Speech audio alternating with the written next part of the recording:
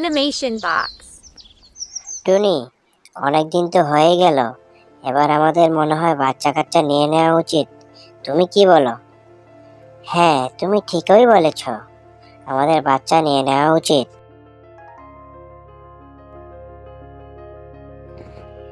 টুনি দুটো ডিম পাড়ে। ডিম দুটো দেখে টোনা খুব খুশি হয় আর মনে মনে অনেক পরিকল্পনা করে ফেলে ছেলেদের দিয়ে সে কি করাবে। টুনি, আমাদের ডিম ফুটে যখন দুটো ছেলে ছানা হবে, আমি হব প্রথম বাবা। তারা আমাকে বাবা ডাকবে। ভাবতেই কি যে আনন্দ লাগছে, তোমাকে বলে বোঝাতে পারবো না। ছেলে হোক অথবা মেয়ে, আমার কোনো আপত্তি নেই। তুমি কি বলো গো? না না, আমার ছেলেই চাই, তা না হলে সমাজে আমার কোনো মূল্য থাকবে না। সকলেই বলবে মেয়ের বাবা। আমি মেয়ের বাবা হতে চাই না, আমার অবশ্যই ছেলে চাই। টুনি ঘরে বসে ডিমে তা দিতে থাকলো আর টোনা চলে গেল ঘরের বাইরে টুনির জন্য দানা আনতে। এদিকে টুনি পড়ে গেল মহা চিন্তায়। যদি মেয়ে হয় তাহলে কি হবে? আবার পরক্ষণেই ভাবতে লাগলো। টোনা এখন না হয় রাগ করেছে, মেয়ে বাচ্চা হলে তখন তাদের মুখ দেখে তার রাগ ঠিকই পড়ে যাবে। আমি শুধুই চিন্তা করছি। টুনিকে দেখতে তোতা আসে। টুনি, তুমি কেমন আছো? শুনলাম তুমি নাকি দুটো ছেলে ছানা দিচ্ছ, শুনে খুব খুশি হলাম। টোনা তো সবাইকে বলে বেড়াচ্ছে তোমাদের নাকি দুটো ছেলে ছানা হবে। তোতা বোন, তুমি বসো। আমি টোনাকে নিয়ে আর পারি না। বাচ্চা ফোটার আগেই সবাইকে বলে বেড়ানোর কি দরকার? উপরওয়ালাই জানেন ডিম ফুটে কি বের হবে, ছেলে নাকি মেয়ে ছানা। তবে আমার কোনো কিছুতেই আপত্তি নেই, যা হবে আমি তাতেই খুশি। টুনি, তুমি ঠিকই বলেছ। আচ্ছা টুনি, তুমি বিশ্রাম নাও আর ঠিক মতো নিজের যত্ন নিও। ভালো থেকো, আমি যাচ্ছি এখন। আচ্ছা তোতা বোন, আবার এসো। টোনা ঘরে ফেরার সময় দেখে গাছের নিচে কিছু পাখি বসে গল্প করছে। সে সেখানে দাঁড়ায় এবং তাদের সাথে কিছুক্ষণ গল্প করে। তোমরা সবাই ভালো আছো তো? এদিক দিয়ে যাচ্ছিলাম, ভাবলাম তোমাদের সুখবরটা দিয়েই যাই। কিছুদিনের মধ্যেই আমি ছেলে বাচ্চার বাবা হতে যাচ্ছি। তোমরা সবাই আমার জন্য প্রার্থনা করো। বাচ্চা হলে তোমাদের সবাইকে মিষ্টি খাওয়াবো। আজ আসি তাহলে। টোনা এক কথা বলে সেখান থেকে উড়ে চলে গেল। এখনো ডিম ফুটে বাচ্চাই বের হলো না, তাতেই ছেলে ছেলে বলে অস্থির। যে ডিম দেয় সেই টুনিই বোঝে কি যন্ত্রণা। তার কাছে ছেলে আর মেয়ের কোনো পার্থক্য নেই। সমাজে দুটিই প্রয়োজন, তা না হলে কি করে চলবে? টোনার মতো কিছু পাখির জন্যই আজও সমাজে এত বৈষম্য। তোমরা কি বলো? কিছুদিন পর টুনির ডিম ফুটে দুটি সুন্দরী মেয়ে ছানা বের হয়। তা দেখে টুনি খুবই খুশি, কিন্তু টোনা মোটেও খুশি হয় না। তা দেখে সে অনেক রাগান্বিত হয় আর টুনির উপর খুব রেগে যায়, তাকে গালাগালি করতে শুরু করে। টুনি, তুমি আমাকে এভাবে হতাশ করলে কেন? আমি তো অনেক আশা করেছিলাম ছেলের জন্য, কিন্তু তুমি ডিম ফুটিয়ে বের করলে দুটি মেয়ে ছানা। আমি তো তা চাইনি। আমি এদের মেনে নিতে পারবো না। তুমি থাকো তোমার মেয়েদের নিয়ে, আমি চললাম। টোনা সত্যি বাড়ি ছেড়ে চলে গেল। এই সময় ছেড়ে যাওয়ায় টুনি খুব কষ্ট পেল আর পড়ল মহা বিপদে।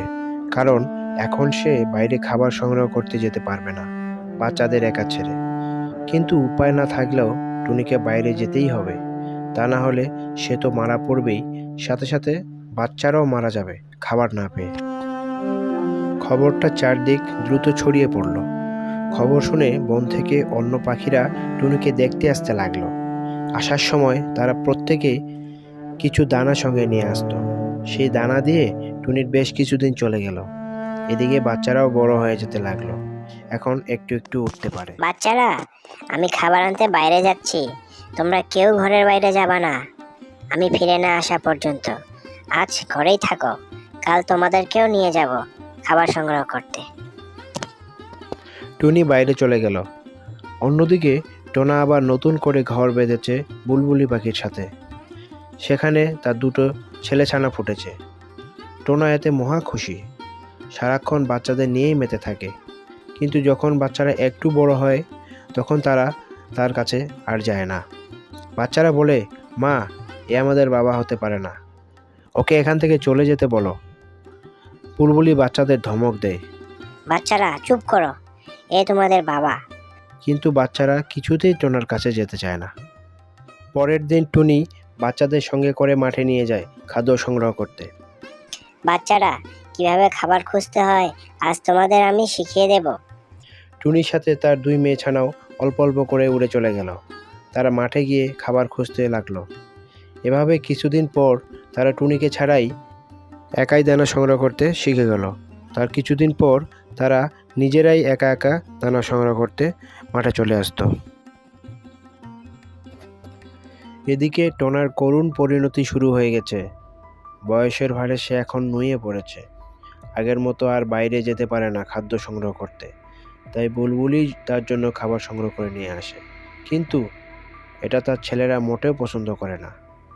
তার 2 ছোট ছেলে এখন বড় হয়ে গেছে। তারা টোনাকে মোটেও সহ্য করতে পারে না। আর বুলবুলি পাখিও তাদের তেমন কিছু বলতে পারে না, কারণ তারা এখন অনেক বড় হয়ে গেছে। মা, তুমি কেন ওনার জন্য খাবার আনতে বাইরে যাও? উনি নিজে যেতে পারে না? তোমারও তো বয়স হয়েছে।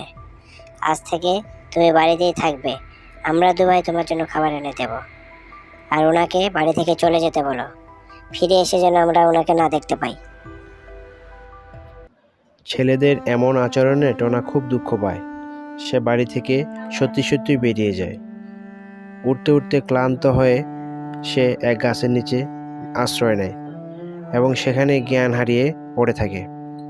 টুনির বাচ্চারা ওই গাছের উপর দিয়ে উড়ে যাচ্ছিল। তারা নিচে তাকাতেই টোনাকে দেখতে পায়। তাকে ধরে তুলে পানি খাওয়ায় আর কিছু দানাও খেতে দেয়। টোনা কিছুক্ষণ পর সুস্থ হয়ে ওঠে। তোমরা কে মা? আমার অনেক সেবা করলে।